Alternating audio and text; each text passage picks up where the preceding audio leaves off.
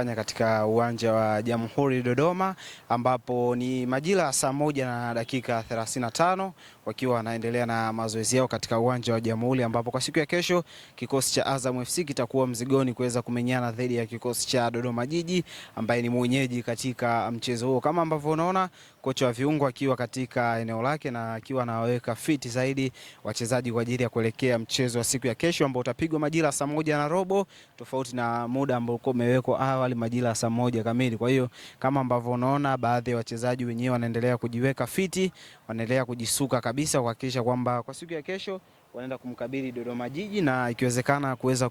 kuondoka na alama 3.